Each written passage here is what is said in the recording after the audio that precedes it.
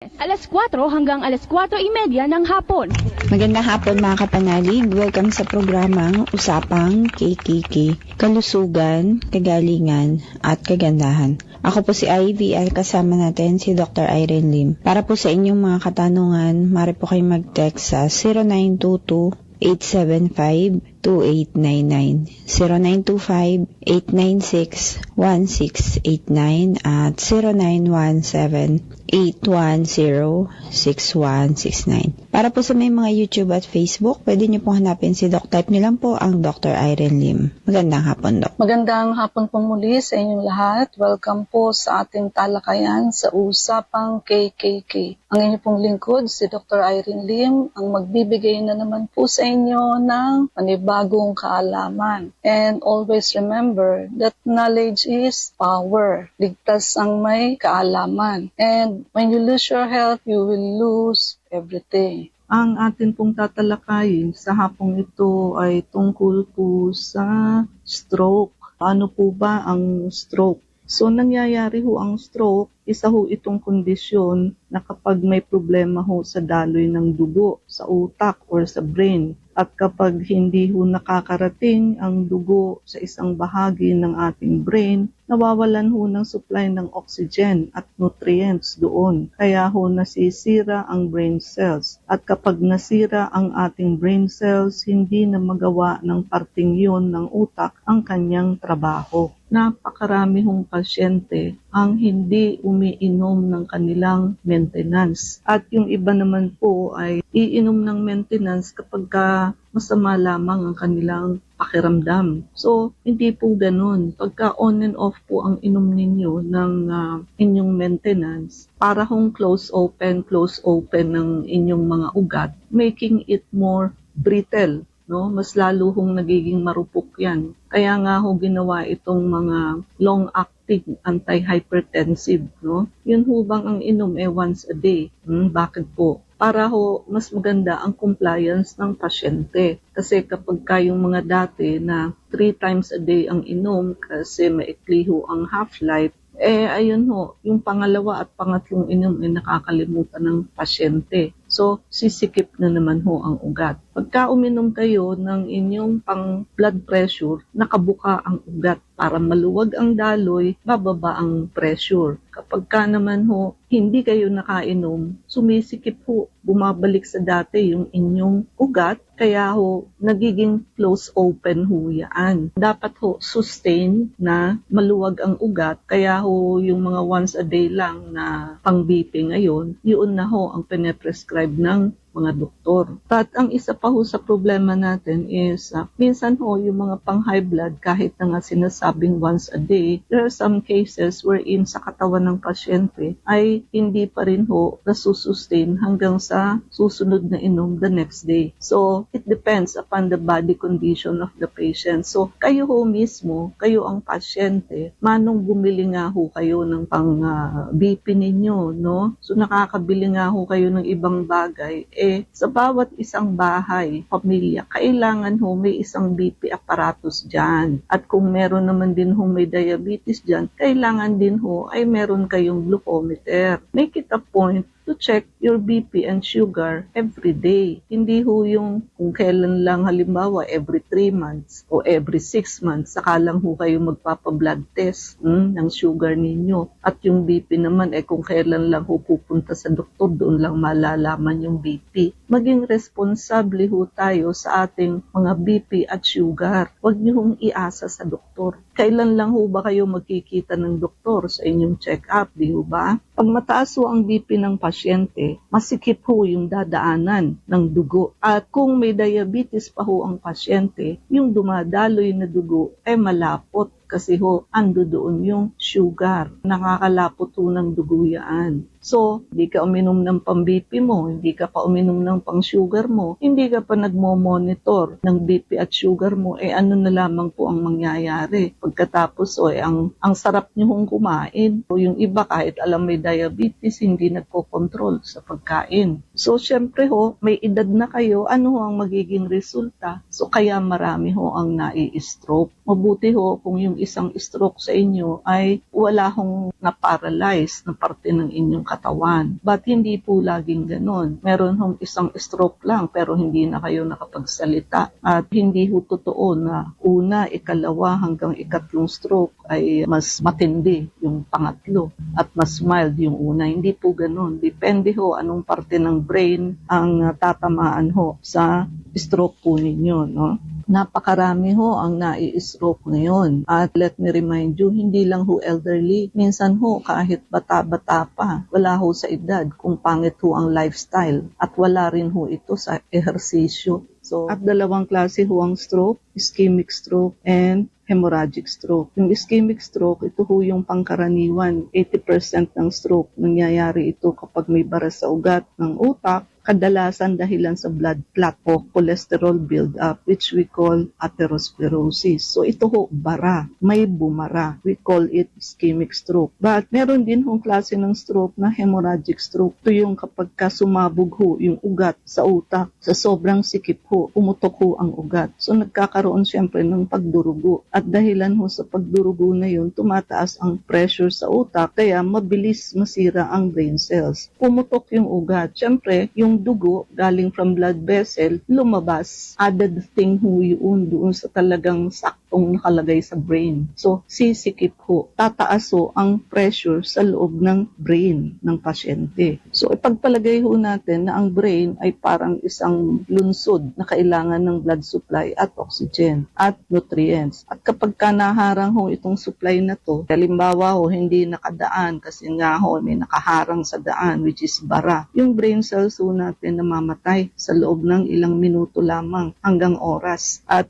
ang function ho ng katawan naapektuhan depende sa mga area sa utak na hindi nakatanggap ng dugo. At kung naapektuhan ang left side ng utak, pwedeng maapektuhan ang right side ng katawan. So napansin niyo ho, left side ang bara pero yung right side ng kamay at paa ang naapektuhan. Ganun ho kasi kadalasan contralateral ho ang tawag dyan. So kung halimbawa ang na-paralyze sa inyo kanan, sa kaliwa ho ang stroke area ninyo. At of course, mas malala ho ang hemorrhagic stroke. Kasi ho, kung malakas ho yung bleeding, critical ho yan, surgical emergency po yan. Ang isa pa ho sa problema natin, pagka ho hemorrhagic stroke, kadalasan ho ang mga nai-stroke naka-blood thinner. So either aspirin or clopidogrel. Now, hadlang po yun para operahan agad ang pasyente. Kasi brain ho yun. Pagka binuksan ho yun at naka-blood thinner, madugo ho ang operasyon. Mamimili ang doktor sa critical na sitwasyon o operahan na ba agad dahilan sa malakas yung pagdurugo o ipagpapaliban ng ilang araw para mag-subside muna yung blood thinner. Kasi nga ho, madugo ang operasyon pag naka-blood thinner. So, 50-50 po yan. So, kadalasan, kaya ang mga neurosurgeon ayaw ho ng blood thinner kasi istorbo ho yan sa kanila pagka surgical emergency ang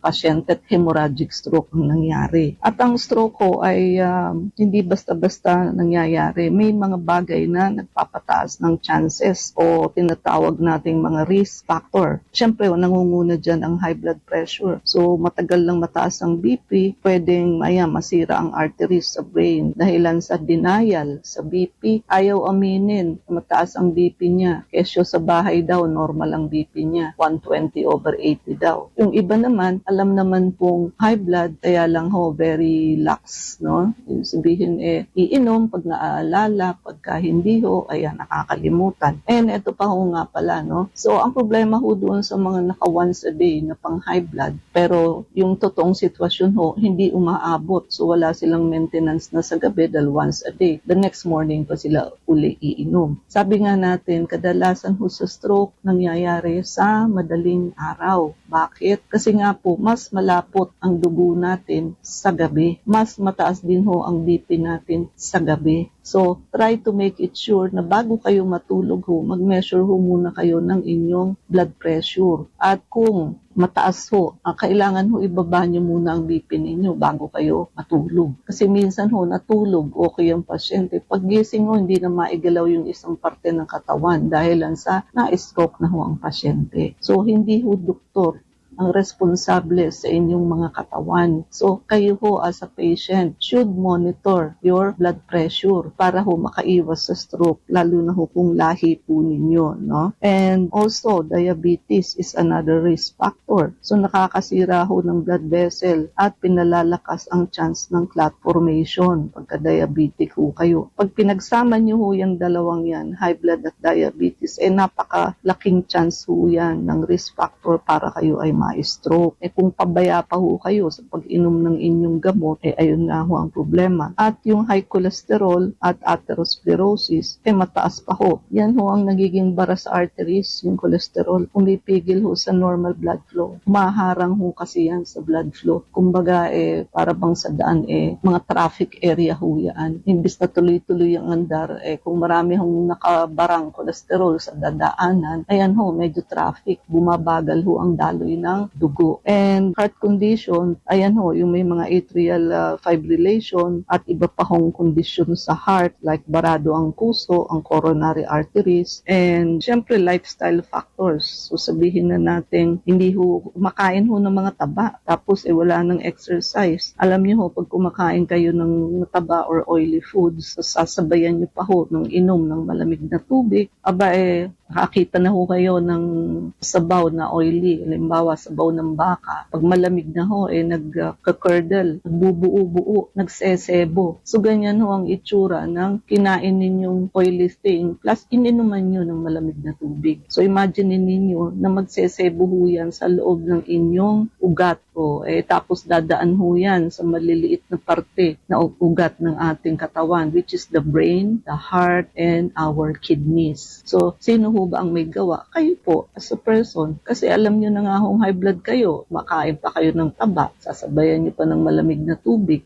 paano na lang ho ang pagdaloy noon? Sabayan pa ho natin na ang pasyente ho ay chain smoker, naninigarilyo. Nakakahina ho yun sa walls ng ating arteries. Palainom pa ng alak. At ang simptomas po, yung smile ho, hindi na pantay pag ngumiti at manhid ang kabilang side ng face, mahina o hindi maitaas ang isang braso at paa, slurred speech na ho, garbled na ang speech, at yung memory at pag-iisip, vision and other senses, and emotion and behavior. At dito ho makatutulong ang ating Dr. Irene Lim's Herbal Coffee. Hindi ho ito ordinaryong kape lang. Ito ho ay functional herbal coffee at makakaboost ho ito ng blood circulation dahilan sa L-carnitine at Garcinia cambogia. Nagpo-promote ho ito ng smooth blood flow sa brain at puso. Pinoprotektahan ho nito ang brain cells from damage kasi nga ho 15 powerful natural herb po ang laman nito na marami ho siyang antioxidant, nagno-neutralize ho ng mga free radicals at pinoprotektahan ho ang brain cells. Nakaka-enhance din ho ito ng mental alertness and memory. So mas malinaw ho ang focus ninyo sa pag-iisip, mas mabilis ang reaction time at mas alert ho sa